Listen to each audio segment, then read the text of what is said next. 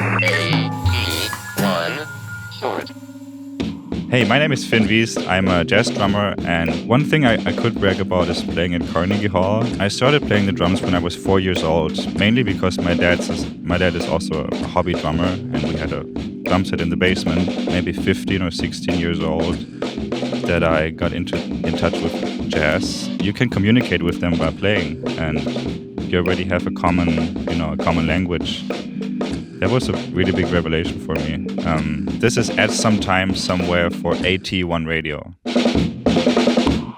I grew up in a really small village in the south of Germany called Oberhöfen, and I think it has like 800 inhabitants.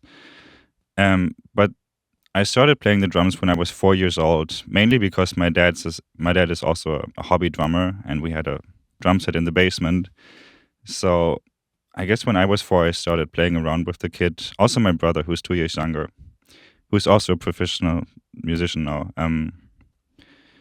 I started playing the drums there and quickly did all kinds of musical competitions where you would play alongs or classical music, all kinds of percussion instruments. But it was always by myself mostly. And it wasn't until I was maybe 15 or 16 years old that I got in touch with jazz. I think the initial thing was that a good friend of mine in middle school gave me like a little USB stick with a playlist of some jazz songs that he made. And I just really liked how it sounded. It just sounded like something else that you wouldn't hear on the radio, like kind of mysterious. So that was the initial spark why I really started loving jazz. And I guess later on, I got recommended to these jazz camps where you would eventually meet other young people that also like playing that music. And it was also the first time that I could actually play with real people, like not with a playback, not for yourself, not classical etudes. It was like, hey, there's actually other nerds like this that play this music, and you can communicate with them by playing, and you already have a common language.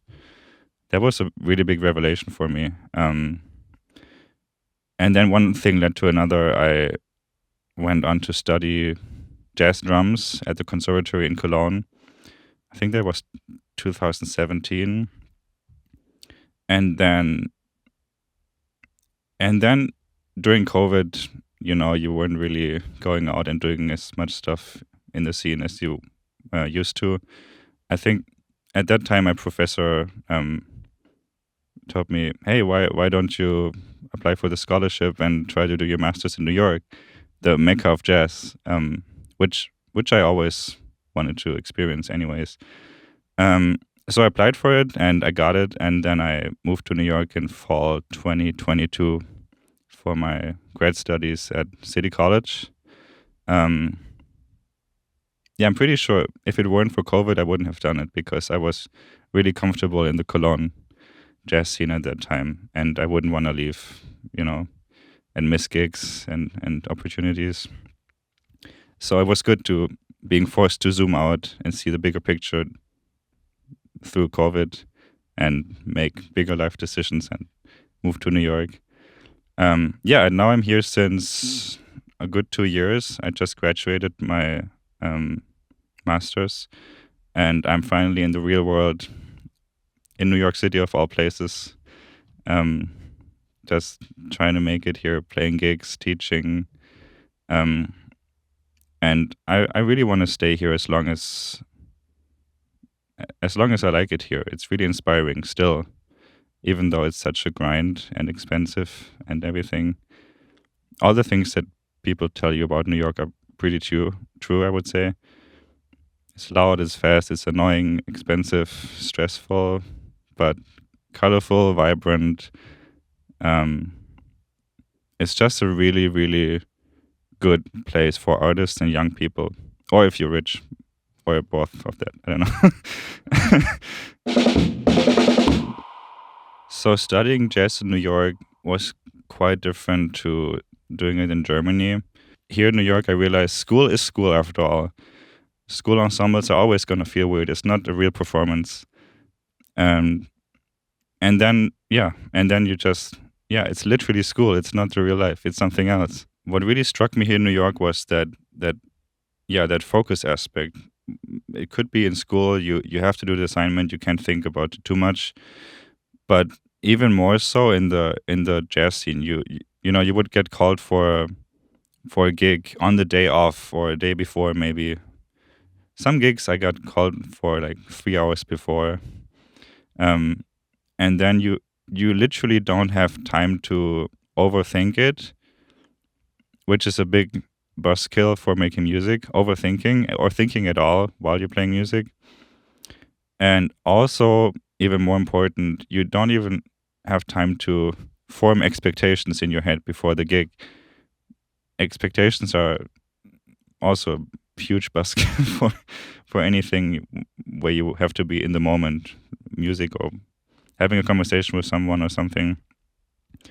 That was a way of being forced into something in a good way. You can't overthink. You don't have enough time. You can't even rehearse. You don't even know who's on the gig. So if it's a really, really big name who's on bass, you don't know that before. So you can't actually get nervous. You don't have time to get nervous. And then you're on the bandstand, just play the music, and you just do what you have to do. You read. You're fighting for your life. You read, but there's no place in your head or capacity in your brain to be nervous or think about, oh shit, what is this person gonna think about my playing, or what did I expect? It's a good way of having limitations, like not too much time. Here in New York, I've enjoyed playing in a lot of venues. Fortunately, already there's a lot that I really want to play where I haven't played it, but so far venues that stood out for me were, for instance, the Django right here in Tribeca, in the basement of the Roxy. It's a really nice venue, which actually has a drum set, which is not always the case. I'm mostly getting paid for carrying my drum kit. I feel like I have a little laundry cart with a 16-inch bass drum, a snare drum, hardware, and that's it. And I carry it if there's no elevator at the subway station. There's a bunch of cool clubs in Bushwick and also in Harlem. I played at all these uptown session openers, I call it. It's like restaurants, Lucille's, Penny Joe's. But these are things that you could play something like this every day of the week. It's not something big you prepare for. This Saturday, I'm actually playing at this place called Bad Therapy in Flatbush. It's a bar. It's my trio. It's not a fixed band. It's like two good friends of mine who also happen to be killing musicians that I play with a lot. We had a bunch of jam sessions in different formations together, and we recently had a session, and I think the horn player who was supposed to be on it didn't show up, and then we just played trio, and then I just asked the guys, hey, are you free on November 18th? Wanna play a gig? Yeah.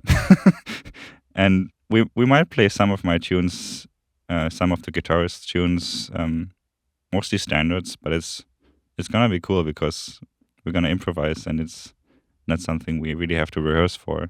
We're already playing a lot together, and we have a chemistry.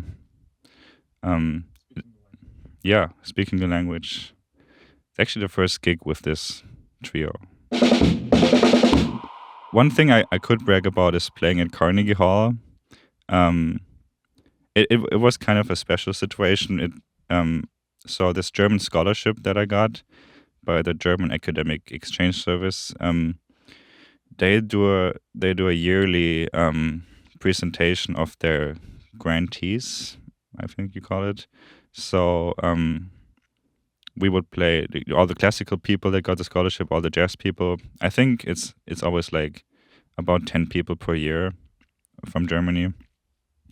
We would do a performance at the small, not the big, but the Whale Recital Hall in Carnegie Hall. They rent it out and everything, and it's a presentation of the grantees, but it's a gig at Carnegie Hall, and you get nice photos of it, and you can brag about it. That was it was still really a milestone being in New York and playing at Carnegie Hall. It's something on the bucket list for any musician, I think. The best thing to follow me or find me is Instagram. It's Wiest drums. That's FINNWIEST drums. AE1 short. ATSometime Somewhere is produced by Audio-Technica for AT1 Radio. It is recorded at AT1 Studio at Technica House, New York. Follow AT1 Radio and Audio-Technica USA on all social media platforms. Thanks for listening.